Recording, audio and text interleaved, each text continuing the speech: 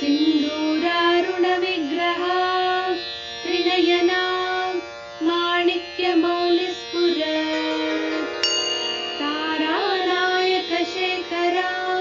स्मितमुखी मापीनवक्षोरुहाम् पाणिभ्यामलिपूर्णरत्नचषकं रक्तोत्पलं बिभ्रति सौम्यां रत्नघटस्थरक्तचरणां ಧ್ಯಾಯೇ. ಉಮಾಂಗಲ್ಯವನ್ನ ಲೋಕಕ್ಕೆ ಕರುಣಿಸುವ ಕಾರಣಕ್ಕಾಗಿ ಶೋಭನಾತ್ಮಕಳಾಗಿದ್ದಾಳು. ಮಂಗಳವನ್ನ, ಸೌಭಾಗ್ಯವನ್ನ, ಸಂಪತ್ತನ್ನ, ನೆಮ್ಮದಿ ಶಾಂತಿಗಳನ್ನ ಹೊಂದುವುದೇ ಪ್ರತಿಯೊಂದು ಜೀವದ ಗುರಿ. ಆದ್ರಿಂದ ಆ ಶೋಭನಾ ರೂಪದಲ್ಲಿ ತಾಯಿ ಇದ್ದು ಎಲ್ಲಾ ದೇವತೆಗಳಿಗೂ ಕೂಡ ನಾಯಕಿಯಾಗಿ, ಅಂದ್ರೆ ದೇವತೆಗಳಿಗಾಗಲೂ ಈ ಒಂದು ಸೌಭಾಗ್ಯವನ್ನ ಕಳೆದುಕೊಳ್ಳೋದಿದ್ರೆ ಆ ಸೌಭಾಗ್ಯವನ್ನ ಉಳಿಸಿಕೊಡೋದು ತಾಯಿ. ಹಾಗಾಗಿ ಸೌಭಾಗ್ಯವನ್ನ ಕರುಣಿಸಿಕೊಡುವ, ಉಳಿಸಿಕೊಡುವ ಆ ತಾಯಿಯ ಸ್ವರೂಪವನ್ನ ಇಲ್ಲಿ ಹೇಳ್ತಾ ಇದ್ದಾರೆ. ಹಾಗಾಗಿ ಆ ತಾಯಿ ಈ ಸೌಭಾಗ್ಯ ರೂಪಿಣಿಯಾಗಿರುವಂತಹ ಶೋಭನ ದೇವತೆಗಳಿಗೂ ಕೂಡ ನಾಯಕಿಯಾಗಿ ಇದ್ದಾಳೆ. ಅವಳು ಈಗ ಕಾಲಕಂಠಿ. ಶಿವನಿಗೆ ಕಾಲಕಂಠ ಎಂಬುದಾಗಿ ಹೆಸರು. ಕಾಲಕಂಠ, ವಿಷಕಂಠ, ಶಿವನ ಹೆಸರುಗಳನ್ನ ನಾವು ಹೇಳಿಕೊಳ್ತಾ ದೇವಿ ಆ ರೂಪದಲ್ಲಿದ್ದಾಗ ಈ ಅನ್ನೋದು ಸೇರಿಸ್ತೇವೆ, ಇಲ್ಲ ಆ ಅನ್ನೋದು ಸೇರಿಸ್ತೇವೆ. ಶಿವ ಅಂದ್ರೆ ಶಿವ ಅಂದ್ರೆ ಶಿವ, ಶಿವಾನೀನು ಇದೆ. ಹಾಗೆ ಭವ, ಭವಾನಿ, ರುದ್ರ, ರುದ್ರಾಣಿ. ಹಾಗೆ ಇಲ್ಲಿ ಕಾಲಕಂಠ ಅವನು, ಇವಳು ಕಾಲಕಂಠಿ. ಕಾಲಕಂಠಿ ಅಂದಾಗ ಕಾಲ ಅಂದ್ರೆ ಕಪ್ಪು, ಕಂಠ ಅಂದ್ರೆ ಕುತ್ತಿಗೆ. ಕಪ್ಪನ್ನ ಕುತ್ತಿಗೆಯಲ್ಲಿ ಹೊಂದಿರುವವಳು. ಕಪ್ಪು ಕುತ್ತಿಗೆಗೆ ಯಾಕೆ ಬಂತು ಅದು ನಮಗೆ ಗೊತ್ತಿದೆ. ಶಿವ ವಿಷವನ್ನ ಕುಡಿದ ಕಾರಣ ಅವನು ನೀಲಕಂಠನಾದ, ವಿಷಕಂಠನಾದ,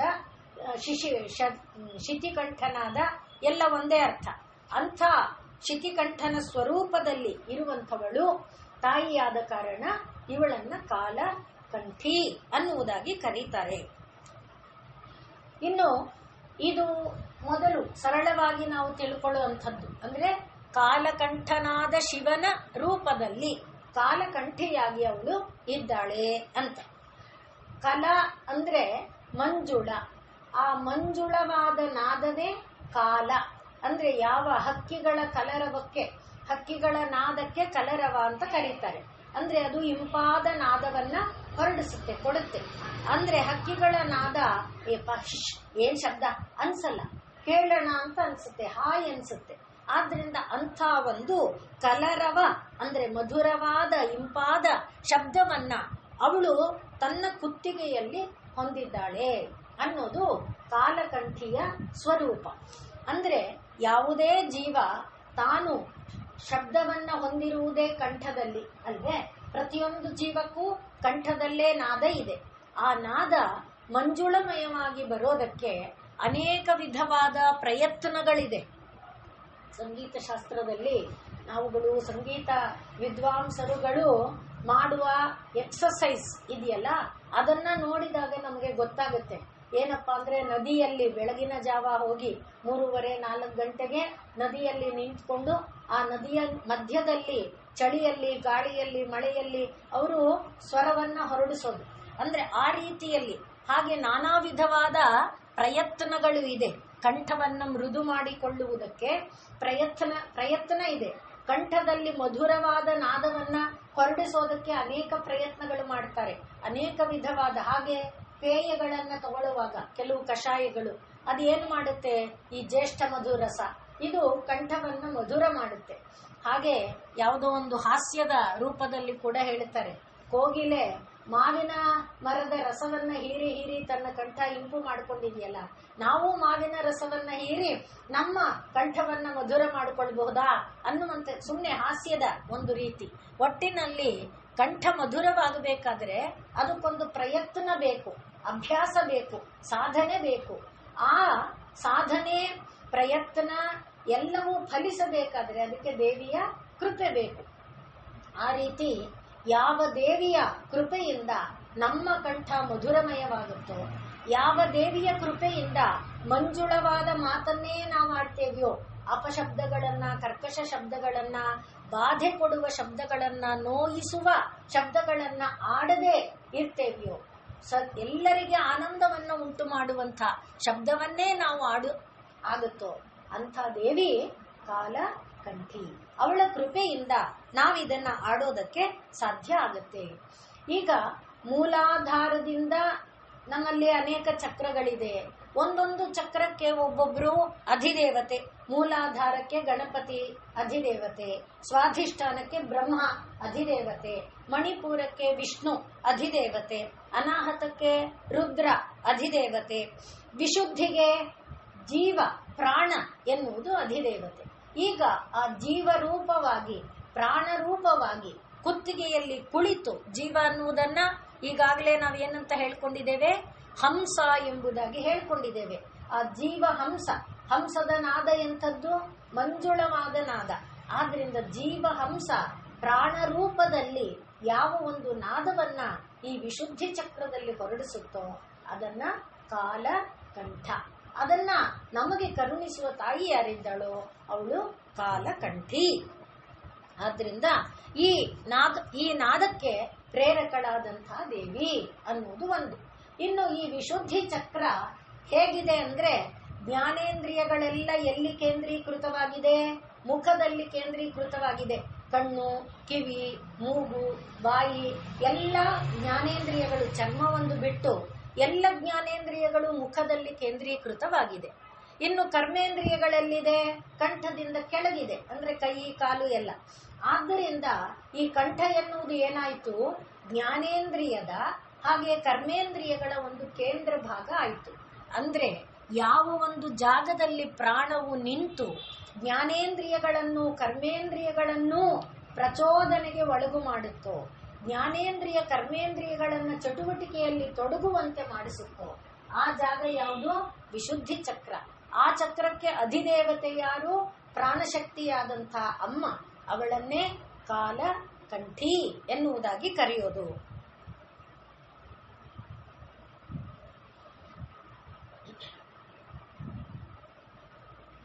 ಓಂಕಾರ ಪಂಜರ ಶುಕೀಂ ಉಪನಿಷದ್ ಉದ್ಯಾನ ಕೇಲಿ ಕಲಕಂಠೀಂ ಎನ್ನುವುದಾಗಿ, ಉಪನಿಷತ್ ಎನ್ನುವುದು ಒಂದು ಉದ್ಯಾನ.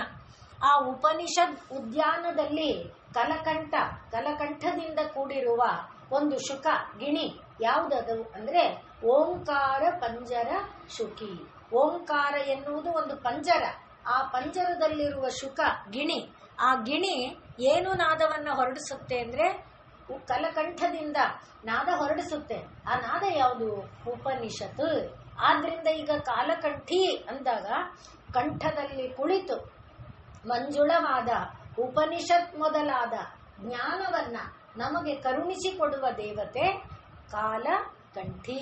ಅದರಿಂದ ಓಂಕಾರ ಪಂಜರ ಶುಕೀಂ ಉಪನಿಷದ್ ಉದ್ಯಾನ ಕೇಲಿ ಕಲಕಂಠೀಂ ಎನ್ನುವುದಾಗಿ ದೇವಿಯನ್ನ ಕೊಂಡಾಡ್ತಾರೆ.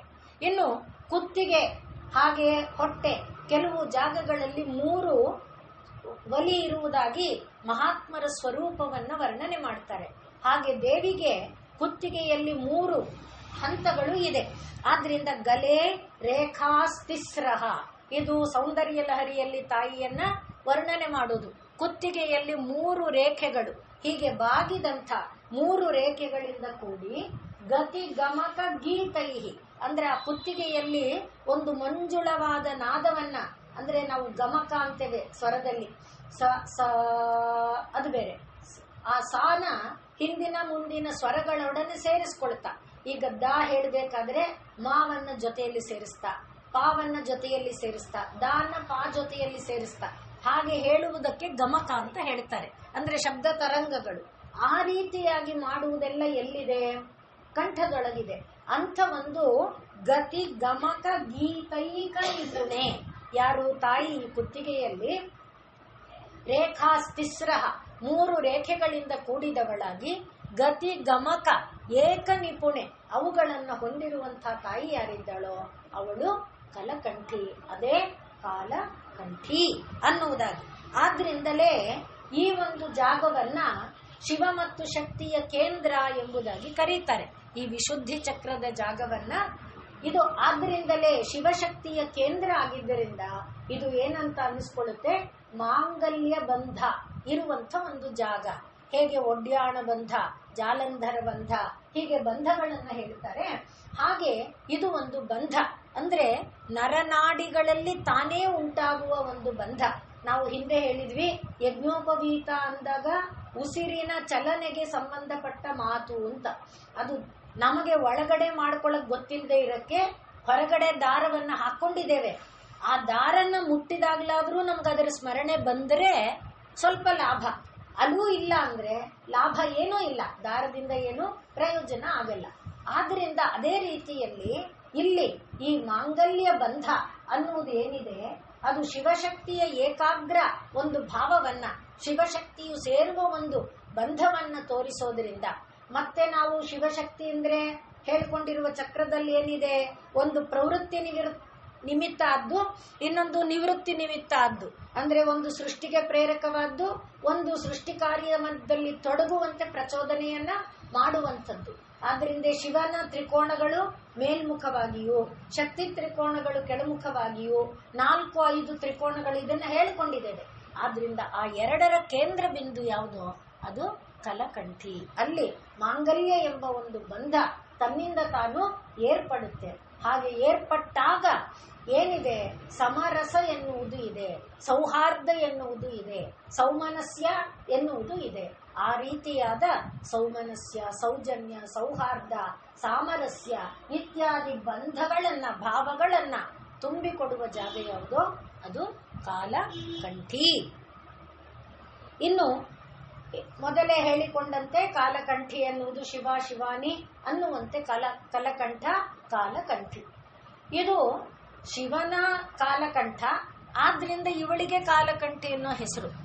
ಇನ್ನೂ ಒಂದು ಸಂದರ್ಭದಲ್ಲಿ ಒಬ್ಬ ರಾಕ್ಷಸನ ಬಾಧೆ ವಿಪರೀತವಾಗಿ ಆದಾಗ, ದಾರಕಾಸುರ ಅನ್ನುವವನ ಬಾಧೆ ವಿಪರೀತವಾಗಿ ಆದಾಗ ಪರಮಾತ್ಮ ತಾನು ಸಸರ್ಜಕಾಲೀಂ ಕಲ್ಯಾಣೀಂ, ಪರಮಾತ್ಮನೇ ಕಾಳಿಯನ್ನ, ಕೌಮಾರೀಂ ಕುಮಾರಾವಸ್ಥೆಯಲ್ಲಿರುವ ಕಾಳಿಯನ್ನ, ಕಾಲಕಂಠೀಂ ಸಸರ್ಜ ಪರಮಾತ್ಮ ಕಾಲೀಂ ಕೌಮಾರೀಂ ಕಾಲಕಂಠೀಂ ಸಸರ್ಜ ಸೃಷ್ಟಿ ಮಾಡಿದ. ಆದ್ರಿಂದ ಈಗ ದೇವಿ ಸೃಷ್ಟಿಯಾಗುವಾಗಲೇ ಕಾಲಕಂಠಿಯಾಗಿ ಸೃಷ್ಟಿಯಾಗಿದ್ದಾಳೆ. ನಾವು ಹಿಂದೆ ನೋಡಿದ್ವಿ, ದಾರಕಾಸುರ ಸಂಹಾರದಲ್ಲಿ ತೀವ್ರವಾದ ಒಂದು ರೋಷಾವೇಶದಿಂದ ಅವನನ್ನು ಸಂಹಾರ ಮಾಡಿದ ಮೇಲೂ ಅವಳು ವೇಗದಲ್ಲಿ ಸಂಚರಿಸ್ತಾ ಇರುವಾಗ ಶಿವ ಒಂದು ಮಗುವಾಗಿ ಅವಳ ಬರುವ ಹಾದಿಯಲ್ಲಿ ಎಲ್ಲರನ್ನೂ ಕೊಚ್ಚಾಕ್ಬಿಡ್ತಾ ಇದ್ದಾಳೆ. ಆ ರೋಷಾವೇಶದಲ್ಲಿ ಅವಳ ರೋಷವೇಷವನ್ನು ಇಳಿಸೋದಕ್ಕೋಸ್ಕರ ಮಗುವಾಗಿ ಬಂದ ಪ್ರಸಂಗವನ್ನ ನಾವು ಹಿಂದೆ ಕಥಾಭಾಗದಲ್ಲಿ ನೋಡಿದ್ದೇವೆ. ಆದ್ರಿಂದ ಈ ಕಾಳಿಯನ್ನ ಶಿವ ಕಾಲಕಂಠಿಯಾಗಿಯೇ ಸೃಷ್ಟಿ ಮಾಡಿದ. ಸಸರ್ಜ ಕಾಲೀಂ ಕೌಮಾರೀಂ ಕಾಲಕಂಠೀಂ, ಹಾಗೆ ಅವಳನ್ನ ಸೃಷ್ಟಿ ಮಾಡಿದ. ಕಪರ್ದಿನಿ, ಇದು ಕಾಲಂಜರ ಅನ್ನುವ ಕ್ಷೇತ್ರ. ಎಲ್ಲದಕ್ಕೂ ಒಂದೊಂದು ಕ್ಷೇತ್ರ ಇದೆ, ಕ್ಷೇತ್ರದಲ್ಲಿರುವುದಿದೆ, ಗೊತ್ತಿರೋ ಜಾಗದ್ದು ಹೇಳ್ತೀನಿ. ಆ ಕಾಲಂಜರ ಕ್ಷೇತ್ರದಲ್ಲಿರುವ ದೇವಿಯ ಹೆಸರು ಕಾಲಕಂಠಿ ಎಂಬುದಾಗಿ. ಇನ್ನು ಇದರಲ್ಲಿ ಕೂಡ ಏನು, ತಾಯಿ ತಾನೇ ಹೇಳ್ಕೊತಾಳೆ. ವಾಯುಪುರಾಣ ಮತ್ತೆ ದೇವಿ ಪುರಾಣಗಳಲ್ಲಿ ಪಿಶಾಚ ಉರಗ ರಕ್ಕಸರ ಬಾಧೆ ವಿಪರೀತವಾಗಿ ಆದಾಗ ನಾನೇ ಅವರೆಲ್ಲರ ವಿಷವನ್ನ ಹೀರುವ ಒಂದು ದೇವಿಯಾದೆ ಅನ್ನುವುದಾಗಿ. ಅವಳೆ ಪಶ್ಯತಾಂ ದೇವಸಂಘಾನಾಂ, ದೇವತೆಗಳ ಸಮೂಹ ಎಲ್ಲ ನೋಡ್ತಾ ಇರುವಂತೆ ನಾನೇ ಆ ಪಿಶಾಚ ಉರಗ ಎಲ್ಲರ ಒಂದು ವಿಷವನ್ನ ನಾನೇ ತೆಗೆದುಕೊಂಡು ಬಿಟ್ಟೆ ಎನ್ನುವುದಾಗಿ. ಒಟ್ಟು ವಿಷ ಎನ್ನುವುದು ನಮ್ಮೊಳಗೆ ಇರುವ ಪಾಪ ಪ್ರೇರಕ ಬುದ್ಧಿ. ನಮ್ಮೊಳಗಿರುವ ಆ ಪಾಪ ಪ್ರೇರಕ ಬುದ್ಧಿಯನ್ನ, ಅಂದ್ರೆ ನಮ್ಮಲ್ಲಿರುವ ಸ್ವಾರ್ಥಪರತೆಯನ್ನ, ನಮ್ಮಲ್ಲಿರುವಂಥ ಕಾಮ ಲೋಭ ಕ್ರೋಧ ಮೋಹಾದಿಗಳ ಒಂದು ನರಕಕ್ಕೆ ನಮ್ಮನ್ನ ತಳ್ಳುವಂಥ, ಅದನ್ನೇ ಕಾಮಕ್ರೋಧ ಲೋಭ ನರಕಸ್ಯ ತ್ರಿವಿಧಂ ದ್ವಾರಂ ಎಂಬುದಾಗಿ ಗೀತಾಚಾರ್ಯ ಏನು ಹೇಳಿದಾನೆ, ಆ ನರಕಕ್ಕೆ ನಮ್ಮನ್ನ ತಳ್ಳದಂತೆ ದೇವಿ ಕೃಪೆ ಮಾಡಿ ಏನ್ ಮಾಡ್ತಾಳೆ, ಆ ವಿಷವನ್ನ ತಾನೇ ತಗೊಳ್ತಾಳೆ. ಯಾರಿಗೆ ತಗೊಳ್ತಾಳೆ? ಯಾರಿಗೆ ಅದು ವಿಷ ಅನಿಸಿದೆ, ಯಾರಿಗೆ ಅದು ಬೇಡ ಅನಿಸಿದೆ ಅವರದನ್ನು ಅವಳು ತಗೊಳ್ತಾಳೆ. ಇಲ್ಲ ನಮಗೆ ಕಾಮಕ್ರೋಧ ಲೋಭಾದಿಗಳೇ ಆನಂದವಾಗಿದೆ, ನಾವು ಅದನ್ನೇ ಊಟ ಮಾಡಕ್ಕೆ ಇಷ್ಟಪಡ್ತೇವೆ, ಆಯ್ತು ಮಕ್ಕಳೇ ಇರಿ ಅಂತ ಬಿಡ್ತಾಳೆ. ಯಾರು ಬಯಸ್ತಾರೆ ಅವರ ಈ ಕಾಮಕ್ರೋಧ ಲೋಭ ಮೋಹಾದಿ ಪಾಪಗಳನ್ನ ದೇವಿ ತಾನೇ ತಗೊಂಡು ಬಿಡ್ತಾಳೆ. ಆದ್ರಿಂದ ಅದರಿಂದೇ ನಮ್ಮ ವಿಷವನ್ನ ತಾಯಿ ತಗೊಂಡು ನಮಗೆ ಅಮೃತವನ್ನ ಕೊಡ್ತಾಳೆ.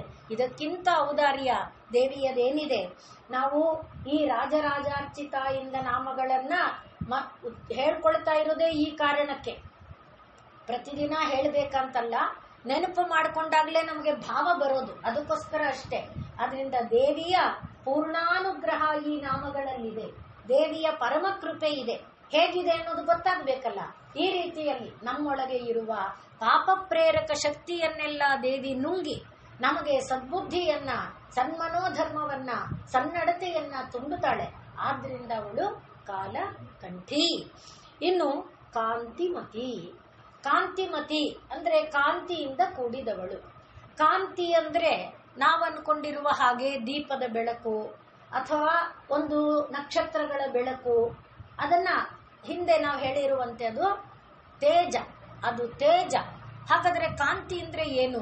ತೇಜಕ್ಕೂ ಕಾಂತಿಗೂ ಇರುವ ವ್ಯತ್ಯಾಸ, ಮನಸ್ಸು ಬುದ್ಧಿಗಳ ಒಳಗೆ ಇರುವ ಒಂದು ಸುಭಾವ ಇದೆಯಲ್ಲ, ಆ ಸುಭಾವದಿಂದ ವ್ಯಕ್ತ ಆಗುವ ಶಕ್ತಿ ಇದೆಯಲ್ಲ, ಅದು ಕಾಂತಿ. ಅಂದ್ರೆ ಬುದ್ಧಿಜ್ಞಾನಗಳಲ್ಲಿ ತಿಳಿ ಇರಬೇಕು.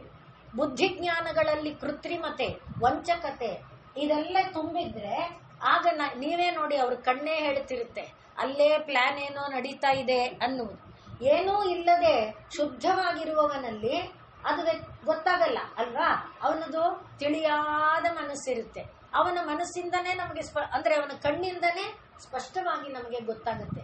ಆದ್ರಿಂದ ಈಗ ಕಾಂತಿ ಅಂದ್ರೆ ಜ್ಞಾನ ಮತ್ತು ಬುದ್ಧಿಗಳಲ್ಲಿರುವ ತಿಳಿಯಾದ ಭಾವ, ವಂಚನ ರಹಿತ ಭಾವ, ಕೃತ್ರಿಮ ಇಲ್ಲದೆ ಇರುವ, ಕೃತ್ರಿಮವಾಗಿ ನಾಟಕ ಆಡಿಕೊಂಡು ನಯವಾದ ಮಾತುಗಳನ್ನ ಹೇಳ್ಕೊಳ್ತಾ ಹೋದ ಮೇಲೆ ನಮ್ಮನ್ನ ನಿಂದಿಸ್ಕೊಳ್ತಾ ಎಲ್ಲ ಇರುತ್ತೆ. ಲೋಕ ವ್ಯವಹಾರ ಇದೆ.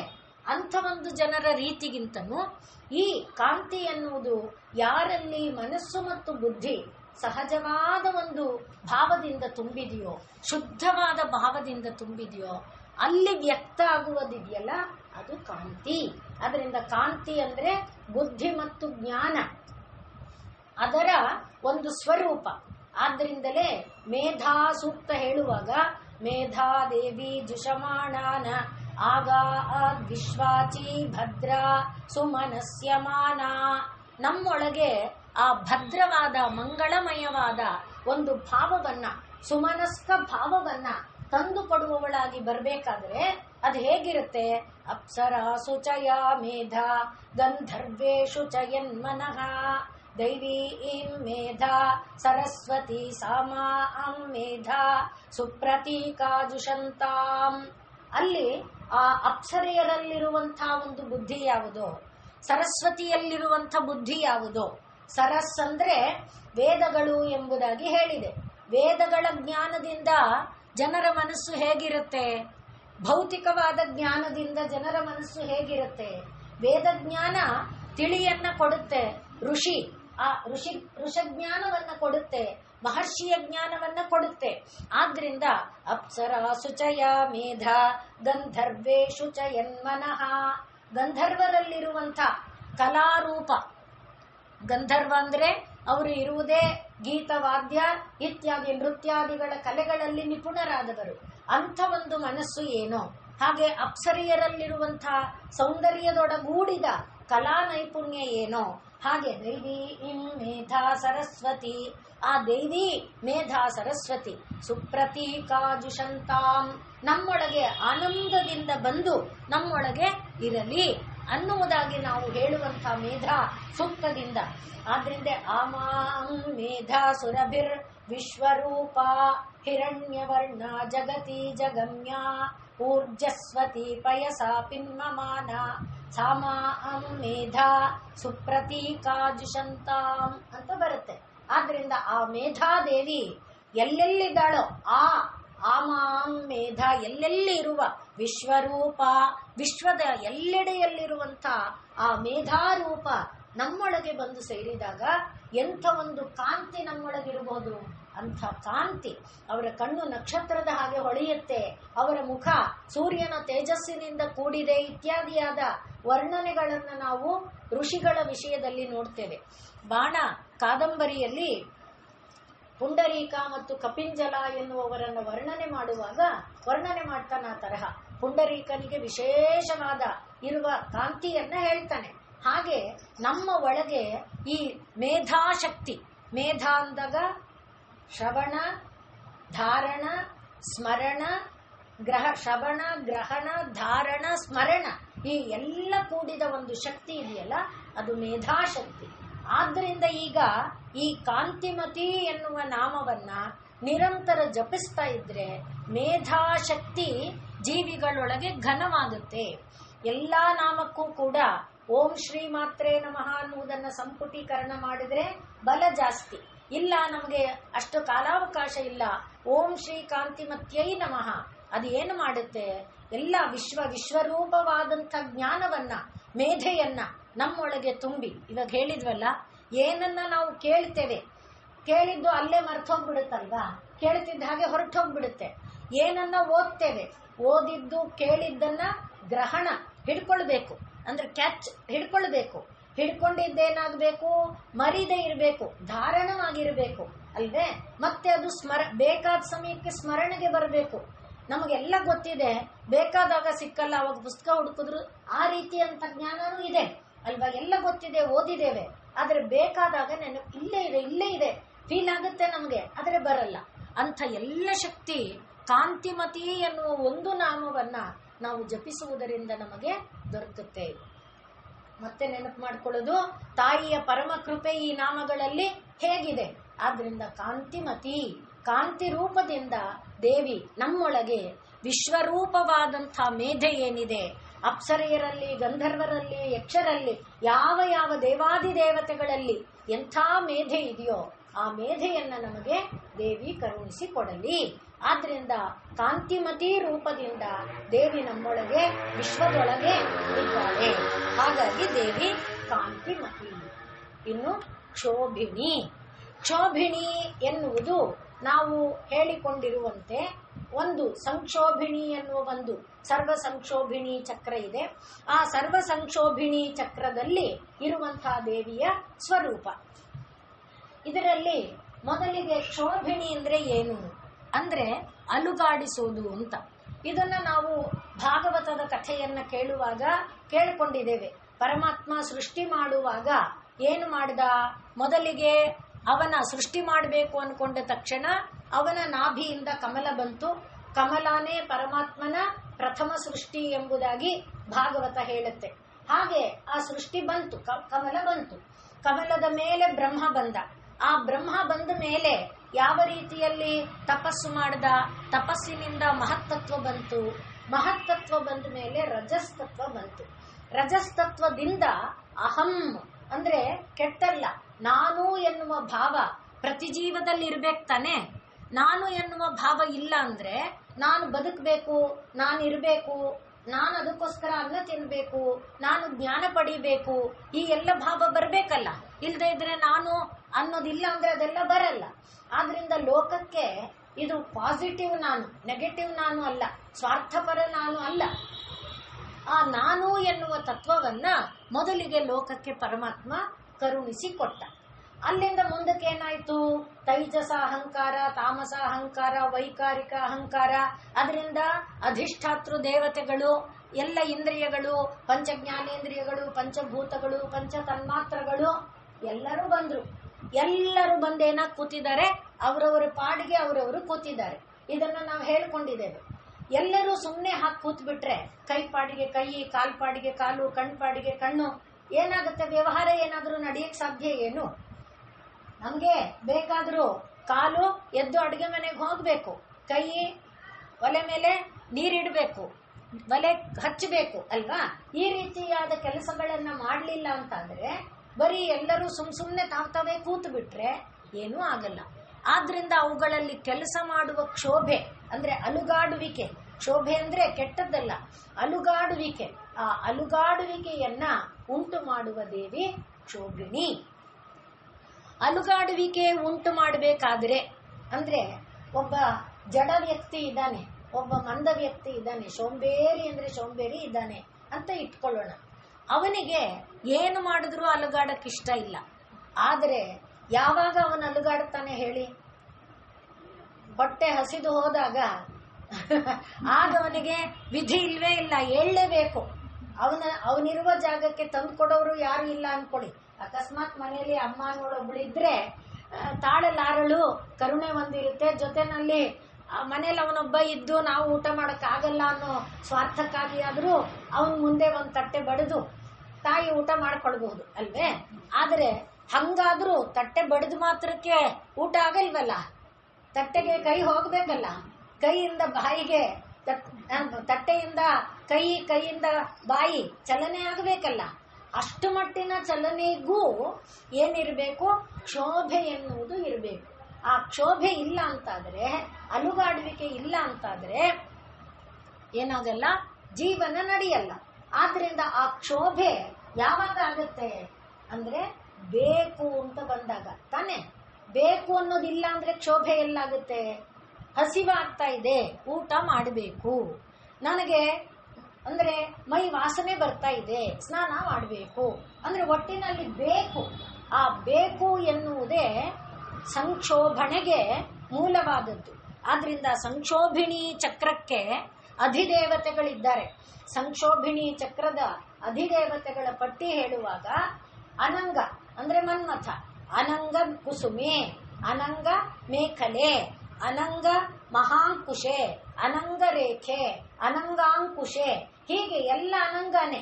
ಅಲ್ಲಿರುವ ದೇವತೆಯರೆಲ್ಲರೂ ಕೂಡ ಯಾರು? ಸಂಕ್ಷೋಭಿಣಿ ಅನ್ನುವ ಸರ್ವಸಂಕ್ಷೋಭಿಣಿ ಒಂದು ಚಕ್ರದೊಳಗೆ ಇರುವ ದೇವತೆಗಳು ಎಲ್ಲ ಅನಂಗನೇ. ಅನಂಗ ಮೇಖಲ, ಅನಂಗ ಮದನ, ಅನಂಗ ಕುಸುಮ, ಅನಂಗಾಂಕುಶ, ಅನಂಗ ರೇಖಾ, ಅನಂಗ ಮಹಾತುರೆ, ಈ ರೀತಿಯಾಗಿ ಅನಂಗ ಅನಂಗ ಎಂಬುವವರಲ್ಲಿದ್ದಾರೆ. ಅವರೆಲ್ಲ ಯಾವ ರೂಪದಲ್ಲಿದ್ದಾರೆ ಅಂತ ಕೇಳಿದ್ರೆ ಕಾಣಿಸ್ತಾರೇನು? ಒಳಗಡೆ ಆಸೆ ಅನ್ನೋದು ಕಾಣುತ್ತಾ? ಕಾಮ ಯಾವ ರೂಪದಲ್ಲಿ ಕಾಣುತ್ತೆ? ಆದ್ರಿಂದ ಅದನ್ನು ಗುಪ್ತ ರೂಪಿಣಿಯಾಗಿ ಅವರಿದ್ದಾರೆ. ಆದ್ರಿಂದ ಇದಕ್ಕೆ ಈ ಚಕ್ರ ಸರ್ವಸಂಕ್ಷೋಭಿಣಿ ಚಕ್ರಕ್ಕೆ ಸ್ವಾಮಿನಿ ಯಾರು ಅಂದ್ರೆ ಗುಪ್ತತರ ರೂಪದಲ್ಲಿ ಇರುವಂಥವಳು. ಆದ್ರಿಂದ ಈಗ ಈ ಕ್ಷೋಭಿಣಿ ಎನ್ನುವವಳು ಸರ್ವಸಂಕ್ಷೋಭಿಣಿ ಚಕ್ರದ ಅಧಿದೇವತೆ. ಅಂದ್ರೆ ಅರ್ಥ ಏನು? ಪ್ರತಿಯೊಂದು ಜೀವದೊಳಗೆ ನಾನು ಅನ್ನುವ ಭಾವವನ್ನ ಮೊದಲು ಕೊಟ್ಟು, ನಾನು ಇರಬೇಕು ಅಂದ್ರೆ ನಾನು ಬದುಕಿರಬೇಕು, ಮತ್ತೆ ನಾನು ಬದುಕಿರಬೇಕಾದ್ರೆ ನನಗೆ ಬೇಕಾದ್ದೇನೇನೋ ಮಾಡ್ಕೋಬೇಕು. ಅಂದ್ರೆ ಊಟ ಮಾಡಬೇಕು, ನೋಟ ನೋಡಬೇಕು, ಶಾಲೆಗೆ ಹೋಗಬೇಕು, ವಿದ್ಯೆ ಕಲಿಬೇಕು, ಉದ್ಯೋಗ ಮಾಡಬೇಕು, ಇದೆಲ್ಲ ಬೇಕುಗಳಿದೆಯಲ್ಲ. ಈ ಎಲ್ಲ ಬೇಕುನೇ ಅನಂಗ. ಆ ಬೇಕು ಎಂಬ ಭಾವವನ್ನ ಜೀವಗಳೊಳಗೆ ಕೊಟ್ಟು ಕ್ಷೋಭೆಯನ್ನ ಉಂಟು ಮಾಡಿ, ಕ್ಷೋಭೆಯನ್ನ ಕೊಟ್ಟಿದ್ದು ದೇವಿ ನಿಜ. ಆದರೆ ಅವರನ್ನ ನೋಡಿ ಮಾತ್ಸರ್ಯ ಪಡು, ಇವರನ್ನ ನೋಡಿ ಅಸೂಯೆ ಪಡು, ಅವ್ರದ್ದು ನನಗೆ ಬರಲಿ, ಇವ್ರದ್ದು ನನಗೆ ಬರಲಿ, ಬೇಡ. ಅದಲ್ಲ, ನಾನಿರ್ಬೇಕು, ನಾನು ಬದುಕಬೇಕು, ನಾನು ಚೆನ್ನಾಗಿರ್ಬೇಕು, ಅದು ಬೇಕು. ಅಂಥದನ್ನ ಸೃಷ್ಟಿಕಾಲದಲ್ಲಿ ಯಾವ ತಾಯಿ ಕೊಟ್ಟಳೋ, ಆ ಸೃಷ್ಟಿಕಾಲದಲ್ಲಿ ಜೀವಿಗಳೊಳಗೆ ಇಟ್ಟಿದ್ದಾಳೋ ಆ ದೇವಿ ಕ್ಷೋಭಿಣಿ.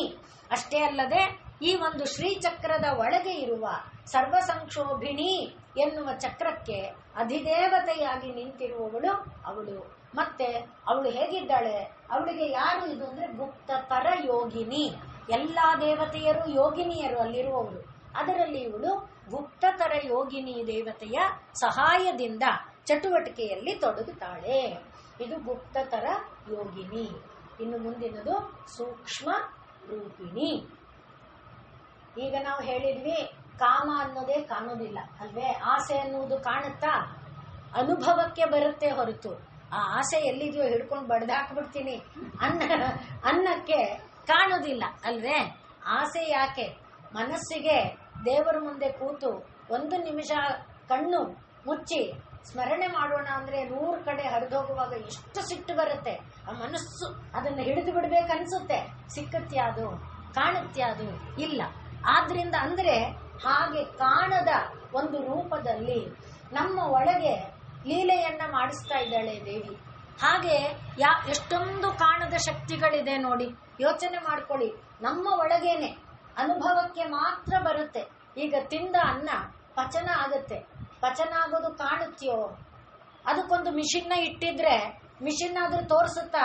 ಅಂದ್ರೆ ಹೊಟ್ಟೆ ಒಳಗೆ ನಡೆಯುವ ಕೆಲಸ ಯಾವ ರೀತಿ ಇದೆ ಅನ್ನುವುದು ಕಾಣುತ್ತೆಯೋ?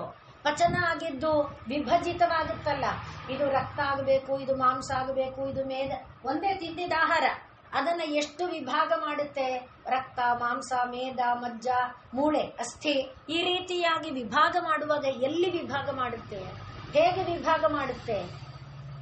ಮಿಷಿನಲ್ಲಿ ನಾವು ಕೊಟ್ರೆ ಹೊಟ್ಟನ್ನೆಲ್ಲ ಒಂದ್ ಕಡೆ, ಅಕ್ಕಿನೆಲ್ಲ ಒಂದ್ ಕಡೆ, ತೌಡನ್ನೆಲ್ಲ ಒಂದ್ ಕಡೆ ಮಾಡುತ್ತಲ್ಲ, ಹಾಗೆ ಕಾಣುತ್ತೇನೋ ಇದು ಒಳಗಡೆ ನಡೆಯುತ್ತಿರೋದು?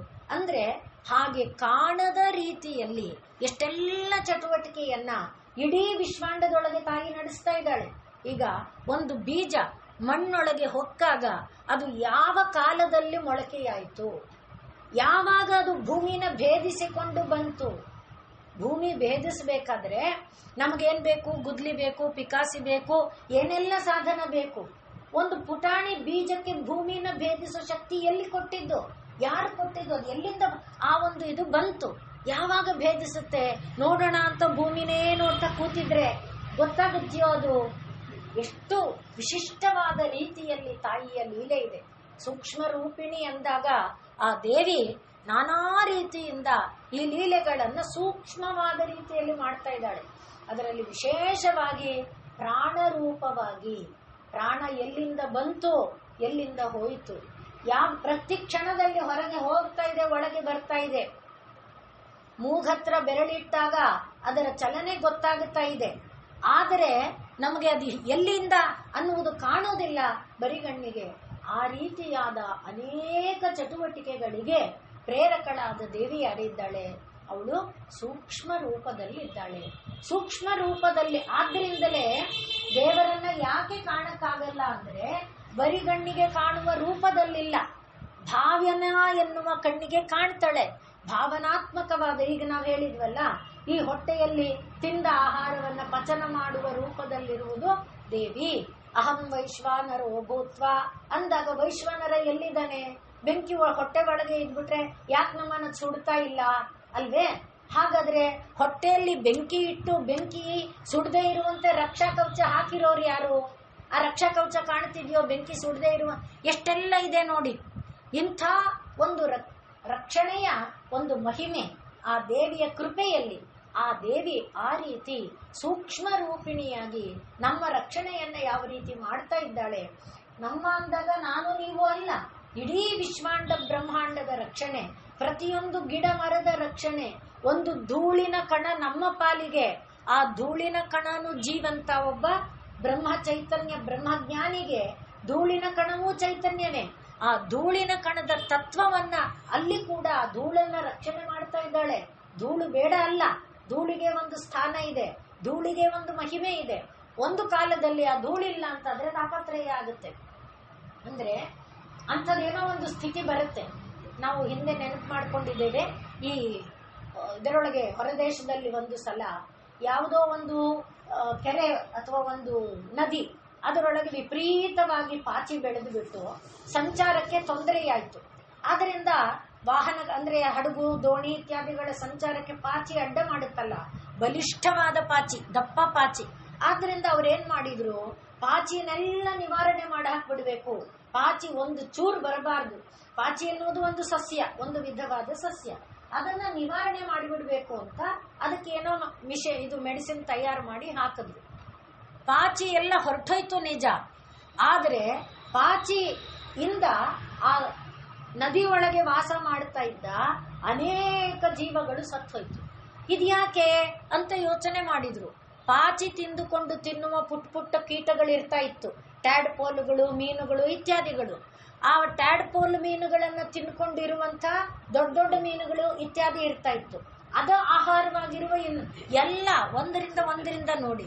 ಅಂದ್ರೆ ಪಾಚಿ ಅನ್ನೋದು ನಮ್ಮ ಪಾಲಿಗೆ ಕಸವಾಗಿದ್ರು. ಆಮೇಲೆ ಅವ್ರಿಗೆ ಗೊತ್ತಾಯ್ತು, ಅರೇರೆ ಇದು ನಾವು ವ್ಯರ್ಥ ಅಂತ ಮಾಡಿದ್ದು ತಪ್ಪಾಯ್ತು, ಇದು ಬೇಕು ಅಂತ. ಆಮೇಲೆ ತಿರ್ಗಾ ಅದನ್ನ ತಂದು ಬಿಟ್ರು. ಅಂದ್ರೆ ಒಂದರಿಂದ ದೇವಿ ಲೋಕದಲ್ಲಿ ಇಷ್ಟೆಲ್ಲವನ್ನ ತಂದು ತುಂಬಿಟ್ಟಿದ್ದಾಳೆ ಅಂದಾಗ ನಾವು ಯೋಚನೆ ಮಾಡಬೇಕು, ಆ ಸೂಕ್ಷ್ಮ ರೂಪದಿಂದ ಎಲ್ಲವನ್ನ ಹೆಂಗ್ ಕಾಯ್ತಾ ಇದ್ದಾಳೆ. ಆದ್ರಿಂದ ಒಂದು ಧೂಳಿನ ಕಣವೂ ಕೂಡ ದೇವಿಯ ಲೆಕ್ಕದಲ್ಲಿ ಜೀವಂತವೇ. ಆ ಧೂಳಿನ ಕಣದಿಂದಲೂ ಒಂದು ಲಾಭ ಇದೆ, ಒಂದು ಫಲ ಇದೆ. ಆದ್ರಿಂದ ಹಾಗೆ ಅಂತ ಮನೇನ ಧೂಳು ತುಂಬಿಸ್ಕೋಬೇಕು ಆ ತರ ಅರ್ಥ ಅಲ್ಲ ನಾ ಹೇಳ್ತಿರೋದು. ಮನೆ ಕಸವಾಗಿಡ್ಬೇಕು ಅಂತಲ್ಲ, ಅದಕ್ಕೆ ಇರುವ ಸ್ಥಾನ ಅದಕ್ಕಿದೆ ಅನ್ನೋದು ಅಭಿಪ್ರಾಯ ಅಷ್ಟೇ. ಆದ್ರಿಂದ ದೇವಿ ಸೂಕ್ಷ್ಮ ರೂಪದಲ್ಲಿದ್ದುಕೊಂಡು ಪ್ರಾಣ ರೂಪದಿಂದ ಮತ್ತೆ ಅಗ್ನಿ ರೂಪದಿಂದ, ಈಗ ಕಟ್ಟಿಗೆ ಒಳಗೆ ಅಗ್ನಿ ಇದೆ, ಹೇಗಿದೆ? ಕಟ್ಟಿಗೆ ಒಳಗಿರುವ ಅಗ್ನಿ ನಮಗೆ ಕಾಣುತ್ತೇನೋ? ಇಲ್ಲ, ಸೂಕ್ಷ್ಮ ರೂಪದಲ್ಲಿದೆ. ಹಾಗೆ ಕಡಲೆಕಾಯಿ ಬೀಜ, ಎಳ್ಳು, ಕೊಬ್ಬರಿ, ಅದರೊಳಗೆ ಎಣ್ಣೆ ಇದೆ, ಕಾಣುತ್ತೇನೋ? ಇಲ್ಲ. ಎಣ್ಣೆ ಇದೆ ಅಂತ ಹೆಂಗ್ ಗೊತ್ತಾಯ್ತು? ಜಜ್ಜಿ ಕುಟ್ಟಿ ಅಥವಾ ನಾವು ಹೀಗಂದಾಗ ಕೈಯೆಲ್ಲ ಜಿಡ್ಡಾಯ್ತು, ಓ ಇದರಲ್ಲಿ ಜಿಡ್ಡಿದೆಪ್ಪ, ಹಾಗಾದ್ರೆ ಇದರಿಂದ ಜಿಡ್ಡು ತೆಗಿಬಹುದು. ಒಂದು ಬಾದಾಮಿ, ಒಂದು ಗೋಡಂಬಿ ಚಿವುಟಿ ಜಿಡ್ಡು ಬರುತ್ತೆ, ಓ ಇದ್ರೊಳಗೆ ಜಿಡ್ಡಿನ ಅಂಶ ಇದೆ ಅಲ್ವೇ? ಅಂದ್ರೆ ಅದ್ರ ಒಳಗಡೆ ಅಡಗಿರುವುದು ನಮ್ಗೆ ಕಾಣಲ್ಲ. ಆ ರೀತಿ ಅಡಗಿರುವ ಚೈತನ್ಯ ಶಕ್ತಿ ಸೂಕ್ಷ್ಮ ರೂಪದಿಂದ. ಆದ್ರಿಂದಲೇ ಪರಮಾತ್ಮನನ್ನ ನಾವು ಹೇಗಪ್ಪ ಕಾಣಬೇಕು ಅನ್ನುವಾಗ ಶ್ವೇತಾಶ್ವತರ ಉಪನಿಷತ್ತು ಹೇಳುತ್ತೆ, ತಿಲ ತೈಲವತ್ ದಾರು ವನ್ಹಿವತ್ ಅಂತ ಹೇಳುತ್ತೆ. ಕಟ್ಟಿಗೆಯ ಒಳಗೆ ಇರುವ ಬೆಂಕಿಯ ಹಾಗೆ, ಎಳ್ಳಿನ ಒಳಗೆ ಇರುವ ಎಣ್ಣೆಯ ಹಾಗೆ ಅದು ಹೇಗೆ ಕಾಣಲ್ವೋ ಹಾಗೆ ಈ ಎಲ್ಲ ವಾತಾವರಣದಲ್ಲಿ ಅಡಗಿರುವ, ಈಗ ನಾವು ಹೇಳ್ತಾ ಇದ್ದೇವೆ ಇಲ್ಲಿ ಯಾರಿದ್ದಾರೆ? ಲಲಿತೆಯ ಸಮೂಹ ಇದೆ, 64 ಕೋಟಿ ಯೋಗಿನಿ ದೇವತೆಯರಿದ್ದಾರೆ, ಬ್ರಹ್ಮಲೋಕದ ಎಲ್ಲಾ ದೇವಾದಿ ದೇವತೆಗಳಿದ್ದಾರೆ. ಇಲ್ಲಿ ಕಾಣ್ತಾ ಇಲ್ವಲ್ಲ, ಅದಕ್ಕೊಂದು ಮೈಕ್ರೋತರಣ ಮ್ಯಾಕ್ರೋತರಣ ಯಾವ ಸ್ಕೋಪ್ ತಂದ್ರು ಅದು ಸಿಕ್ಕಲ್ಲ. ಯಾವ ಸ್ಕೋಪ್ ಇಂದ ಸಿಕ್ಕತ್ತೆ? ಒಳಗಿರುವ ಅಂತಸ್ಕೋಪ್ ಅಂದ್ರೆ ಅಂತರಂಗ ಎನ್ನುವ ದರ್ಶಕ, ಆ ಭಾವನಾತ್ಮಕ ದರ್ಶಕದಿಂದ ಅದನ್ನ ನಾವು ನೋಡಬಹುದೇ ಹೊರತು ಯಾವುದೋ ಒಂದು ಕೃತ್ರಿಮ ಯಂತ್ರದಿಂದ ಅದನ್ನು ಕೂಡ ಇವಾಗ ಕಂಡು ಹಿಡಿದಿದ್ದಾರೆ. ಕೆಲವು ಮಂತ್ರ ಶಬ್ದಗಳಿದೆಯಲ್ಲ, ಮಂತ್ರಗಳಿಗೆ ಒಂದೊಂದು ಸ್ವರೂಪ ಕೊಡುವ ಶಕ್ತಿ ಇದೆ. ನಾವು ಹೇಳಿದ್ದೇವೆ ಅಕ್ಷರ, ಒಂದೊಂದು ಅಕ್ಷರ ಒಂದೊಂದು ದೇವತಾತ್ಮಕ. ಅದನ್ನ ಒಂದು ಯಂತ್ರ ಕಂಡು ಹಿಡಿದು ಆ ಮಂತ್ರವನ್ನ ಈಗ ಅಷ್ಟೇ ಅದನ್ನ ಹೇಳ್ತಾ ಇದ್ರೆ ಆ ತರಂಗ ಅದು ಏನೋ ಒಂದು ತರಂಗಾಂತರವನ್ನು ಉಂಟು ಮಾಡಿ ಒಂದು ಅಕ್ಷರವನ್ನ ಸ್ಕ್ರೀನ್ ಅಲ್ಲಿ ತರೋಂತೆ ಅಂತ ಒಂದು ಮಿಷಿನ್ ತಯಾರು ಮಾಡಿದ್ದಾರೆ. ಹಾಗೆ ಈ ವಿಶ್ವಾಂಡ ಬ್ರಹ್ಮಾಂಡಗಳ ಒಳಗೆ ಇರುವ, ಆದರೆ ಹಾಗೆ ನೋಡಕ್ ಬರಲ್ಲ. ಹಾಗೆ ನೋಡಕ್ ಬರೋದಾಗಿದ್ರೆ ಈ ಚರ್ಮ ಎಲ್ಲ ತೆಗೆದುಬಿಟ್ಟೆ ದೇವರು ಸೃಷ್ಟಿ ಮಾಡ್ತಿದ್ನೇನು. ಅದನ್ನ ನೋಡಿ ನಾವು ಬದುಕಕ್ಕಾಗತ್ತಾ? ಯೋಚನೆ ಮಾಡಿ. ಅದು ಒಂದು ಕವಚ ಇಲ್ಲ ಅಂದ್ರೆ ನಮ್ ಬದುಕು ಹೇಗಿರ್ಬೋದು? ಹಾಗೆ ಇಲ್ಲಿರುವ ಎಷ್ಟೆಲ್ಲ ಕೀಟಾಣುಗಳಿದೆ, ವೈರಾಣುಗಳಿದೆ, ಸಹಾಯಕವಾದ ವೈರಾಣುಗಳಿದೆ, ವೈರಸ್ ಅಂತೇವಲ್ವಾ, ಎಲ್ಲ ಅದು ನಮಗೆ ಕಾಣುವಂತ ರೂಪದಲ್ಲಿ ಅದು ಇರೋಲ್ಲ. ಎಷ್ಟನ್ನೋ ನಾವು ಕಾಣಬಹುದು, ಎಷ್ಟನ್ನೋ ಕಾಣುವುದಕ್ಕೆ ಸಾಧ್ಯ ಇಲ್ಲ. ಆದ್ರೆ ಆ ಎಲ್ಲಾ ರೂಪದಲ್ಲಿ ದೇವಿ ಏನ್ ಮಾಡ್ತಿದ್ದಾಳೆ? ನಮ್ಮ ಸಂರಕ್ಷಕಿಯಾಗಿದ್ದಾಳೆ.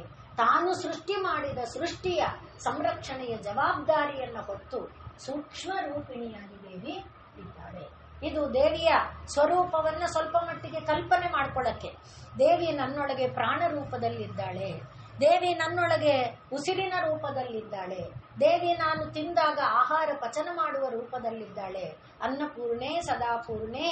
ಆ ರೀತಿಯಾಗಿ ನಾವು ಪ್ರತಿ ಹೆಜ್ಜೆಯಲ್ಲಿ ದೇವಿಯನ್ನ ಕಂಡಾಗ ಸೂಕ್ಷ್ಮ ರೂಪಿಣಿಯಾಗಿರುವ ದೇವಿಯ ಸ್ವರೂಪವನ್ನ ಅಂತರಂಗದಿಂದ ಕಾಣಬಹುದೇ ಹೊರತು ಹೊರಗಣ್ಣಿಂದ ಕಾಣುವುದು ಸಾಧ್ಯ ಇದೆ. ಅದು ಆನಂತರದ ಅಂದ್ರೆ ಅತಿ ಉನ್ನತ ನೆಲೆಯಲ್ಲಿ ಸಾಧ್ಯ ಇದೆ.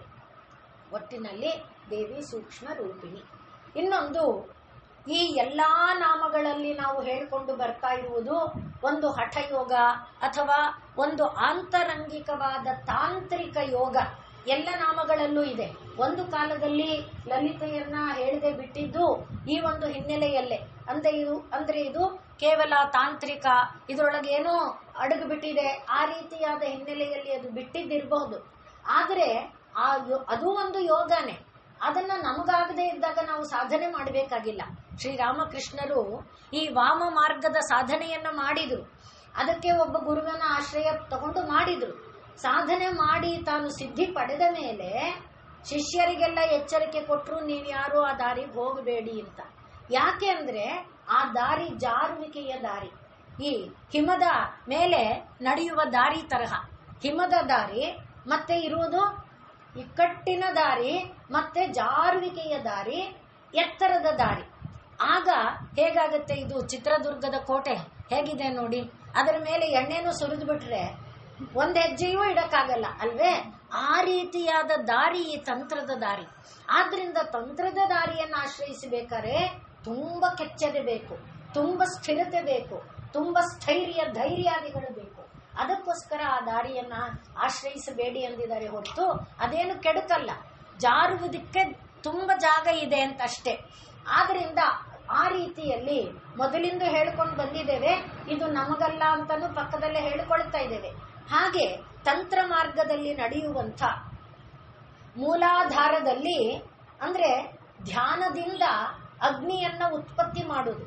ಮೂಲಾಧಾರ ಕ್ಷೇತ್ರದಲ್ಲಿ ಧ್ಯಾನದಿಂದ ಅಗ್ನಿಯನ್ನ ಉತ್ಪತ್ತಿ ಮಾಡಿ ಅದಕ್ಕೆ ಶಾಸ್ತ್ರಗಳು ಕೊಟ್ಟಿರುವ ರೀತಿಯಲ್ಲಿ ಮಂತ್ರವನ್ನ ಉಚ್ಚಾರ ಮಾಡ್ತಾ, ಹೊರಗಡೆ ಸ್ವಾಹ ಅಲ್ಲ, ಒಳಗಡೆನೆ ಅಂತರಂಗದಲ್ಲೇ ಸ್ವಾಹ ಅನ್ನ ಹೇಳ್ತಾ ಆ ಅಗ್ನಿ ಮೂಲ ಒಳಗಡೆ ಪ್ರಜ್ವಲಿಸುತ್ತಿರುವ ಅಗ್ನಿಗೆ ಒಳಗಡೆನೆ ಹವಿಸ್ಸನ್ನ ಅರ್ಪಣೆ ಮಾಡುವಂತ, ಅದು ಕಾಣಲ್ಲ, ಅದಕ್ಕೆ ಸೂಕ್ಷ್ಮ.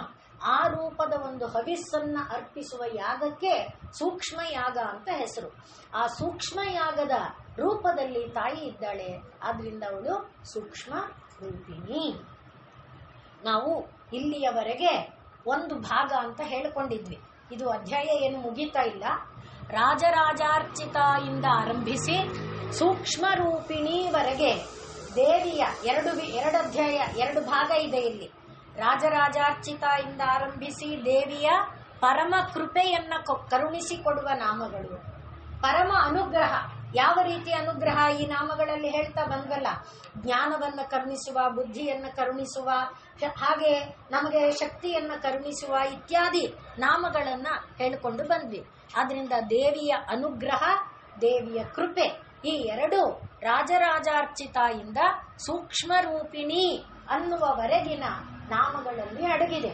ಆದ್ರಿಂದಲೇ ನಾವು ಪ್ರತಿದಿನ ಅದನ್ನ ಪಾರಾಯಣ ಮಾಡುವುದಕ್ಕೆ ಆರಂಭ ಮಾಡಿರುವುದು. ಇದನ್ನ ಮತ್ತೆ ಮುಂದುವರಿಸಿಕೊಳ್ತಾ ಈಗ ಮುಂದಕ್ಕೆ ನಾವೇನು ಹೊರಟಿದ್ದೇವೆ, ವಜ್ರೇಶ್ವರಿ ವಾಮದೇವಿ ಇದೆಯಲ್ವಾ, ಅಲ್ಲಿಂದ 97ನೆಯ ಶ್ಲೋಕದಿಂದ 110ನೆಯ ಶ್ಲೋಕದವರೆಗೆ ಮತ್ತೊಂದು ಗಹನವಾದ ತತ್ವವನ್ನ ಪ್ರತಿಪಾದಿಸುವಂತಹ ಶ್ಲೋಕಗಳಿದೆ. ಇದು ನಮ್ಮೆಲ್ಲರಿಗೆ ಅತ್ಯಗತ್ಯವಾಗಿ ಬೇಕಿರುವಂಥದ್ದು. ಮುಖ್ಯವಾಗಿ ಈಗ ವಜ್ರೇಶ್ವರಿ ಅನ್ನುವ ನಾಮನೇ ಹೇಗೆ ಈ ಹನುಮಂತ ವಜ್ರ ಅಂಗ ಬಲಿ, ಆದರೆ ಅವನು ಭಜರಂಗ ಬಲಿ ಅಂತ ಆಗ್ಬಿಟ್ಟಿದ್ದಾನೆ. ವಜ್ರಾಂಗದಷ್ಟು ಅಂದ್ರೆ ವಜ್ರದಂತೆ ಬಲಿಷ್ಠವಾದ ಅವಯವಗಳುಳ್ಳವನು. ಅಂಥ ಒಂದು ಬಲಿಷ್ಠವಾದ ಅವಯವ ನಮಗೆ ವಜ್ರೇಶ್ವರಿ ನಾಮದಿಂದ ದೊರಕುತ್ತೆ. ಆದ್ರಿಂದ ಓಂ ವಜ್ರೇಶ್ವರ್ಯೈ ನಮಃ, ಅದು ಸಾಕು ನಮಗೆ. ವಜ್ರದಂತೆ ಬಲಿಷ್ಠವಾದ ಶರೀರವನ್ನು ಕೊಡುತ್ತೆ, ನಿರೋಗ ರೋಗರಹಿತವಾದ ಶರೀರವನ್ನು ಮಾಡುತ್ತೆ, ಶರೀರದಲ್ಲಿ ಯಾವ ಬಾಧೆಗಳಿದ್ರೂ ಅವುಗಳನ್ನೆಲ್ಲ ನಿವಾರಣೆ ಮಾಡುತ್ತೆ. ಹಾಗೆ ಮಹಿಮೋನ್ನತವಾದ ನಾಮಗಳು ವಜ್ರೇಶ್ವರಿಯಿಂದ ಎಲ್ಲಿಯವರೆಗೆ, 110ನೆಯ ಶ್ಲೋಕದವರೆಗೆ. ಅದಷ್ಟನ್ನ ಈಗ ನಾವು ಮುಂದಿನ ದಿನಗಳಲ್ಲಿ ರಾಜರಾಜಾರ್ಚಿತ ಇಂದ 110ನೆಯ ಶ್ಲೋಕದವರೆಗೆ ಪ್ರತಿದಿನ ಪಾರಾಯಣ ಮಾಡಿಕೊಳ್ಳೋಣ. ಅದು ಯಾಕೆ ಅಂದ್ರೆ ಮನೆಯಲ್ಲಿ ನೀವು ಮಾಡಬಹುದು, ಇಲ್ಲಿ ಸಮೂಹದಲ್ಲಿ ಮಾಡಿದಾಗ ಅದರ ತರಂಗಾಂತರ ಲೋಕಕ್ಕೆಲ್ಲ ಒಂದು ಮಂಗಳ ಉಂಟು ಮಾಡಲಿ, ಲೋಕಕ್ಕೆ ಒಳ್ಳೆಯದಾಗಲಿ ಅನ್ನುವ ಭಾವ, ಜೊತೆಯಲ್ಲಿ ಎಲ್ಲರ ಕಿವಿಯ ಮೇಲೆ ಬಿದ್ದು ಎಲ್ಲರಿಗೂ ಒಳಿತಾಗಲಿ, ಇಲ್ಲಿರುವವರಿಗೂ ಒಳಿತಾಗಲಿ ಅನ್ನುವ ಭಾವದಲ್ಲಿ ಮುಂದಿನ ಇದರಿಂದ ಇಷ್ಟೂ ನಾಮಗಳನ್ನು ನಾವು ಪಾರಾಯಣ ಮಾಡೋಣ. ಈಗ ದೇವಿ ವಜ್ರೇಶ್ವರಿ. ವಜ್ರೇಶ್ವರಿ ಅಂದಾಗ ವಜ್ರದಂಥ ಬಲ. ವಜ್ರ ಅನ್ನುವುದು ಲೋಕದಲ್ಲಿ ಒಂದು ಖನಿಜ ಅಲ್ವಾ? ಅದು ಆ ಖನಿಜದ ಶಕ್ತಿ ಏನಿದೆ, ವಜ್ರವನ್ನ ಯಾರೂ ಭೇದಿಸಕ್ಕಾಗಲ್ಲ, ಅದು ಗೊತ್ತಿದೆ. ವಜ್ರವನ್ನ ವಜ್ರವೇ ಭೇದಿಸಬಲ್ಲದೆ ಹೊರತು ಬೇರೆ ಯಾರಿಗೂ ಅದನ್ನು ಭೇದಿಸುವ ಶಕ್ತಿ ಇಲ್ಲ. ಅಂಥ ಶಕ್ತಿ ಇದೆ ಅಂದ್ರೆ ಪರಮಾತ್ಮನಿಗೆ ಮಾತ್ರ. ಈಗ ಹನುಮಂತನನ್ನ ಅದಕ್ಕೆ ನಾವು ಉದಾಹರಣೆಯಾಗಿ ತಗೊಳ್ಳೋದಾದ್ರೆ, ಹನುಮಂತ ಶಿವನ ರೂಪಿ, ಶಿವ ಹನುಮಂತನಾಗಿ ಬಂದಿದ್ದಾನೆ. ಅದಕ್ಕೆ ಒಂದು ಉದಾಹರಣೆಯನ್ನ ಹೇಳುತ್ತಾರೆ. ಒಬ್ಬ ಅಸುರ ಬಹಳ ಕಾಲ ಸುದೀರ್ಘವಾದ ತಪಸ್ಸನ್ನ ಮಾಡಿದ್ನಂತೆ. ನಾನಾ ವಿಧವಾದ ರೀತಿಯಲ್ಲಿ ಅವನು ತಪಸ್ಸು ಮಾಡ್ದ. ಏನ್ ಬೇಕು ಅಂದ್ರೆ ಉತ್ತರ ಕೊಡ್ತಾ ಇರ್ಲಿಲ್ಲ, ಸುಮ್ಮನೆ ತಪಸ್ಸು ಮಾಡ್ತಾನೆ ಇದ್ದ. ಕೊನೆಗೆ ಒಂದು ದಿವಸ ಶಿವ ಕೇಳ್ದ, ಯಾಕಪ್ಪ ಈ ರೀತಿ ತಪಸ್ಸು ಜಾಸ್ತಿ ಆದ್ರೆ ಏನಾಗುತ್ತೆ, ಲೋಕಕ್ಕೆ ತಾಪ ಆಗತ್ತೆ, ಆದ್ರಿಂದ ನಿಂಗೇನ್ ಬೇಕು ಕೇಳು. ಆಗ ಅವನು ಹೇಳ್ದ, ಸಂಹಾರಕರ್ತ ಯಾರು ಲೋಕಕ್ಕೆ? ರುದ್ರ. ಆದ್ರಿಂದ ಯಾರಾದ್ರೂ ಸಂಹಾರ ಮಾಡ್ತಾರೆ ಅಂದ್ರೆ ಅದು ನಿನ್ನ ಅಂಶ ತಾನೆ. ಆದ್ರಿಂದ ನಿನ್ನ ಅಂಶ ಇಲ್ಲದೆ ಇರುವವರಿಂದ ನನಗೆ ಸಂಹಾರ ಆಗಲಿ ಅಂತ ಕೇಳಿದ. ರುದ್ರಾಂಶ ಇಲ್ಲದೆ ಇರುವವರಿಂದ ನನಗೆ ಸಂಹಾರ ಆಗಬೇಕು. ಅರೆ ಅದ್ ಹೇಗಪ್ಪ, ಅಂತ ಒಂದು ಸಾಧ್ಯ ಆಗಲ್ಲಪ್ಪ, ಆ ರೀತಿಗೆ ನೀನು ಕೇಳಬಾರ್ದು ಅಂತ ಹೇಳಿದ್ರೆ, ಕೊಡೋದಾದ್ರೆ ನನಗೆ ಆ ವರವನ್ನ ಕೊಡು. ಇಲ್ಲ ಅಂದ್ರೆ ರುದ್ರ ಅಂದ್ರೆ ಯಾರು ಈ ಒಂದು ನನ್ನನ್ನ ಅಂದ್ರೆ ನಿನ್ನ ಒಂದು ಧರ್ಮ, ನಿನ್ನ ಒಂದು ಭಾವ ಅಥವಾ ನಿನ್ನ ಒಂದು ಸಹಾಯ ಇಲ್ಲದೆ ನನ್ನನ್ನ ಕೊಲ್ಲಬಾರ್ದು. ಆ ರೀತಿ ಅಂದ್ರೆ ಅರ್ಥ ಏನಾಯ್ತು, ನೀನ್ ನನ್ನ ಕೊಲ್ಲಬೇಡ ಅಂತ ಅರ್ಥ ಮಾಡಿದಂತಾಯ್ತು. ಅದರಿಂದ ನಿನ್ನ ಒಂದು ಶಕ್ತಿಯನ್ನ ತಗೊಂಡು ವಿಷ್ಣು ಆಗ್ಲಿ ದೇವಿ ಆಗ್ಲಿ ಯಾರೂ ನನ್ನ ಕೊಲ್ಲಬಾರ್ದು ಆಯ್ತು ಅಂತ ವಿಧಿ ಇಲ್ಲ, ಹೇಳಲೇಬೇಕು. ವರ ಕೊಟ್ಟಾಯ್ತು. ಏನು ಮಾಡೋದು ಈಗ? ಅವನನ್ನ ಯಾರು ಮಾತಾಡಿಸೋ ಹಾಗಿಲ್ವಲ್ಲ. ಯಾವ ಆಯುಧನೂ ರುದ್ರನ ಒಂದು ಶಕ್ತಿಯಿಂದನೇ ಆಯುಧ ಕೆಲಸ ಮಾಡುತ್ತೆ, ಆಯುಧ ಕೆಲಸ ಮಾಡಲ್ಲ. ಯಾರ ಕೆಲಸ ಮಾಡಬೇಕಾದ್ರೂ ರುದ್ರ ಇಲ್ಲದೆ ಆಗಲ್ವಲ್ಲ. ಈಗ ಲೋಕ ತಲ್ಲಣ ಶುರುವಾಯಿತು. ಎಲ್ಲ ದೇವಾದಿ ದೇವತೆಗಳನ್ನ ಆಡಿಸ್ತಾ ಇದ್ದಾನೆ. ಆಗ ಎಲ್ಲ ದೇವತೆಗಳು ಬಂದು ಮೊರೆ ಇಟ್ಟಾಗ ಶಿವನ ಕಳೆ ಕುಗ್ಗೋಯ್ತು, ಶಿವನ ಕಾಂತಿ ಕುಗ್ಗೋಯ್ತು. ವಿಷ್ಣು ಬಂದ, ಅವನಿಗೆ ಗೊತ್ತಿದೆ ಎಲ್ಲ. ಬಂದವನು ಶಿವನ ಮುಖ ನೋಡ್ದ. ಯಾಕಪ್ಪ ಏನಾಯ್ತು ಅಂತ ಕೇಳ್ದ. ನಿನಗೆ ಗೊತ್ತಿಲ್ಲದೆ ಇರೋದು ಏನಾದ್ರೂ ಇದೆಯಾ? ನೋಡು, ನನ್ನನ್ನ ಆ ಅಸುರ ಇಂಥ ಒಂದು ವರ ಬೇಕು ಅಂತ ಕೇಳ್ದ, ನಾನು ಕೊಟ್ಟಾಯ್ತು. ಈಗ ಅವನ ಬಾಧೆ ಇಷ್ಟು ತೀವ್ರ ಆಗಿಬಿಟ್ಟಿದೆ. ಏನು ಮಾಡಿದ್ರು ಕೂಡ ಅವನನ್ನು ಹೇಗೆ ಸಂಹಾರ ಮಾಡೋದು? ಸಂಹಾರಕ ಶಕ್ತಿ ಇಲ್ಲದೆ ಸಂಹಾರ ಮಾಡೋದು ಹೇಗೆ ಅಂತ ಕೇಳ್ದ. ಅಷ್ಟೇ ತಾನೇ, ನಿನ್ಗೆ ಯಾಕೆ ಯೋಚನೆ, ನಾನ್ ನೋಡ್ಕೊಳ್ತೀನಿ ಎಂದ. ಚಾಲೆಂಜಾ ಅಂತ ಕೇಳಿದ ಶಿವ. ಯಾಕೆ ಅಂದ್ರೆ ರುದ್ರಶಕ್ತಿ ಇಲ್ಲದೆ ಸಂಹಾರ ಎಲ್ಲಿ? ಚಾಲೆಂಜಾ, ನೀನೇನಾದ್ರೂ ಈ ಚಾಲೆಂಜ್ ಅಲ್ಲಿ ಗೆದ್ರೆ ನಾನ್ ನಿನ್ನ ದಾಸಾನುದಾಸನಾಗಿರ್ತೀನಿ ಅಂತ ಅಂದ ಶಿವ. ಈಗ ವಿಷ್ಣು ಏನು ಮಾಡ್ದ, ಆ ಅಸುರನ ಮನೆಗೆ ಒಬ್ಬ ಸಾಧಾರಣ ವ್ಯಕ್ತಿಯಾಗಿ ಬಂದ. ಅವರ ಮನೆಯ ಕೂಲಿ ಆಳ ತರಹ ಕೆಲಸ ಮಾಡ್ತಾ ಆ ಅಸುರನವರೆಗೆ ಪ್ರೀತಿ ಗಳಿಸ್ಬೇಕಲ್ಲ, ಹಾಗೆ ಗಳಿಸ್ತಾ ಅಸುರನ ಪ್ರೇಮವನ್ನ ಗಳಿಸಿ ಅಸುರನಿಗೆ ಇವನಿಲ್ಲದೆ ಇದ್ರೆ ಆಗಲ್ಲ ಅನ್ನುವಷ್ಟು ಮಟ್ಟಕ್ಕೆ ತನ್ನ ಒಂದು ಪ್ರೇಮ, ತನ್ನ ಒಂದು ಸಂಬಂಧನ ಬೆಳೆಸ್ಕೊಂಡು ಕೊನೆಗೆ ಏನ್ ಮಾಡ್ದ, ಬೇರೆ ಅಂದ್ರೆ ರುದ್ರ ಸಂಹಾರಕ ಶಕ್ತಿ ಇರುವ ಬೇರೆಯವರಿಂದ ಅಂದಿದ್ದಾನೆ. ಅದೊಂದು ಪಾಯಿಂಟ್ ಇದೆ. ಆದ್ರಿಂದ ಈಗ ವಿಷ್ಣು ಏನ್ ಮಾಡ್ದ ನೋಡಿ, ಲಾಜಿಕ್ ಅದೇ, ಕೋರ್ಟಲ್ಲಿ ನಡೆಯೋದದೇ. ನಮ್ಗೆ ಆ ಪಾಯಿಂಟ್ಗಳು ಗೊತ್ತಾಗಲ್ಲ. ಬೇರೆಯವರಿಂದ ಅಂದಿದ್ದಾನಲ್ವಾ, ಆದ್ರಿಂದ ಈಗ ವಿಷ್ಣು ಅವನ ಮನೆಯಲ್ಲಿ ಇದ್ಕೊಂಡು ಅವನನ್ನೇ ಪ್ರೀತಿಯಿಂದ ಗಳಿಸ್ತಾ ಅವನ ಕೈಯಿಂದ ಅವನನ್ನು ಅವನೇ ಕೊಂದುಕೊಳ್ಳೋ ಹಾಗೆ ಮಾಡ್ದ. ಇಲ್ಲಿಗೆ ಈಗ ವಿಜಯ ಸಾಧನೆ ಆಯ್ತಾ? ಅವನ ಅಂದ್ರೆ ರುದ್ರ ಶಕ್ತಿ ಇದೆ, ರುದ್ರ ಶಕ್ತಿಯಿಂದ ಬೇರೆಯವರಿಂದ ನನಗೆ ವಧೆಯಾಗದೇ ಇರಲಿ. ಆವಾಗ ರುದ್ರಶಕ್ತಿಯನ್ನು ಬೇರೆಯವರು ಅಂದಾಗ ನಿನ್ನಿಂದ ನನ್ನಿಂದ ಅಂತ ನಾನು ಕೊಂದ್ಕೊಳ್ಳಲ್ವಲ್ಲ. ಆ ಒಂದು ಹಿನ್ನೆಲೆಯ ಜಾಣ್ಮೆಯನ್ನು ಅವನು ಉಪಯೋಗಿಸಿದ್ದ. ಆದ್ರೆ ವಿಷ್ಣು ಈ ಮೋಹಿನಿ ರೂಪ ಇದೆಯಲ್ಲ, ಅದೇ ತರಹ ಅಂದ್ರೆ ಅವನ ಕೈಯನ್ನೇ ಅವನ ತಲೆ ಮೇಲೆ ಇಟ್ಕೊಳ್ಳೋ ಹಾಗೆ ಮಾಡಿದ್ನಲ್ಲ, ಹಾಗೆ ಇಲ್ಲಿ ಆ ರೀತಿ ಉಪಾಯವನ್ನ ಮಾಡಿ ಉಪಾಯದಿಂದ ಅವನೇ ಹೊಡ್ಕೊಂಡು ಅವನ ಆಯುಧದಿಂದ ಅವನೇ ಗೊತ್ತಾಗದೆ ಹೋಗುವ ಹಾಗೆ ಮಾಡಿದ. ಅದರ ಕಾರಣಕ್ಕೆ ಶಿವ ಈಗ ವಿಷ್ಣುವಿಗೆ ದೂತನಾಗಿ ದಾಸನಾಗಿ ಈ ಹನುಮಂತನ ರೂಪವನ್ನ ತಳ್ಕೊಂಡ. ಆದ್ರಿಂದ ರಾಮನ ರಾಮದಾಸನಾದ ಅಂತ ಕಥಾಭಾಗ ಬರುತ್ತೆ. ಹಾಗೆ ಬಂದಿದ್ದ ಕಾರಣ ಮಿಕ್ಕಿದ್ದು ನಿಮಗೆ ಗೊತ್ತಿದೆ. ಹನುಮಂತ ಹಣ್ಣು ಹಸುವಾಗಿತ್ತು, ಅಮ್ಮ ಇರಪ್ಪ ತರ್ತೀನಿ ಅಂತ ಹೋದ್ರೆ ಇವನು ಆಕಾಶದಲ್ಲಿ ಕಂಡ ಇದಕ್ಕೆ ಹಾರ್ದ. ಆಗ ಇವನು ಸೂರ್ಯನನ್ನ ನುಂಗೋ ಕಾಲ ಆಗಿತ್ತು. ಆದರೆ ರಾಹುವನ ಬದಲು ಮೊದಲೇ ಇವನ್ ಯಾರೋ ಸೂರ್ಯನನ್ನ ನುಂಗು ಬಿಡ್ತಾ ಇದ್ದಾನಲ್ಲ. ರಾಹು ಹೋದ, ಅರೆ ನೀನ್ ನನಗೆ ಆಹಾರ ಕೊಟ್ಟಿದ್ದೆ ನೋಡು, ಇವನ್ ಯಾರೋ ಇನ್ನೊಬ್ಬ ಅದನ್ನು ತಿಂತಾ ಇದ್ದಾನೆ ಅಂತ ಇಂದ್ರನಿಗೆ ಹೇಳ್ದ. ಇಂದ್ರ ಅಯ್ಯೋ ಹೌದಾ, ಇದು ನಿಯಮನ ಮೀರ್ತಾ ಇದೆಯಲ್ಲ, ತಡಿ ನಾನು ಬರ್ತೀನಿ ಅಂತ ಅವನು ಐರಾವತ ಆನೆ ಮೇಲೆ ಬಂದ. ನೋಡ್ತಾನೆ ಇವನ್ ಯಾರೋ ನುಂಗು ಬಿಡ್ತಾ ಇದ್ದಾನೆ. ಆದ್ರಿಂದ ಇವನಿಗೇನಾಯ್ತು, ಯಾರು ಹನುಮಂತನಿಗೆ ಸೂರ್ಯನನ್ನ ನುಂಗಕ್ಕೆ ಹೊರಟಿದ್ದ, ಇವನ್ಯಾರೋ ಇನ್ನೊಬ್ಬ ಬೇರೆ ಕಣ್ಣಲ್ಲ, ಓ ಎರಡೆರಡು ಸಿಕ್ತು ಅಂತ ಸೂರ್ಯನನ್ನು ಬಿಟ್ಬಿಟ್ಟು ಈ ಕಡೆ ಓಡ ಬಂದ. ಯಾವ ಕಡೆಗೆ? ರಾಹು ಕಡೆಗೆ. ಅದನ್ನೇ ಕಾಯ್ಕೊಂಡಿದ್ದು ಇಂದ್ರ ಏನ್ ಮಾಡ್ದ, ವಜ್ರದ ಹೊಡೆತ ಕೊಟ್ಟ. ಯಾಕೆ ವಜ್ರದ ಹೊಡೆತ ಸಿಕ್ಕಿದರೂ ಹನುಮಂತ ಒಬ್ಬನಿಗೆ ಯಾಕೆ ಏನೂ ಆಗಲಿಲ್ಲ?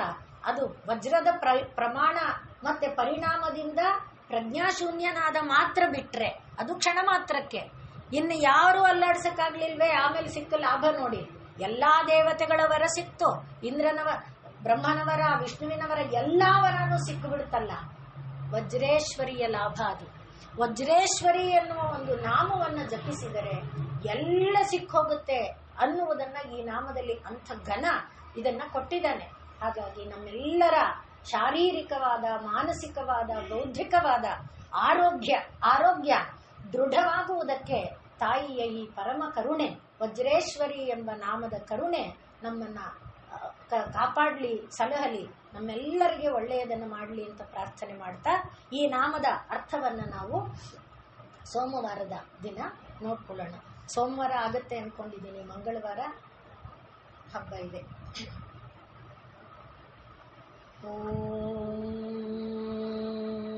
ಪೂರ್ಣಮದ ಪೂರ್ಣಮಿದಂ ಪೂರ್ಣಾತ್ ಪೂರ್ಣಮುದಚ್ಯತೆ ಪೂರ್ಣಸ್ಯ ಪೂರ್ಣಮಾದಾಯ ಪೂರ್ಣಮೇವಾವಶಿಷ್ಯತೆ. ಓಂ ಶಾಂತಿ ಶಾಂತಿ ಶಾಂತಿ. ಸರ್ವೇ ಭವಂತು ಸುಖಿನಃ, ಸರ್ವೇ ಸಂತು ನಿರಾಮಯಾಃ, ಸರ್ವೇ ಭದ್ರಾಣಿ ಪಶ್ಯಂತು, ಮಾ ಕಶ್ಚಿತ್ ದುಃಖಭಾಗ್ ಭವೇತ್. ಓಂ ಶ್ರೀ ಗುರುಭ್ಯೋ ನಮಃ. ಹರಿ ಓಂ.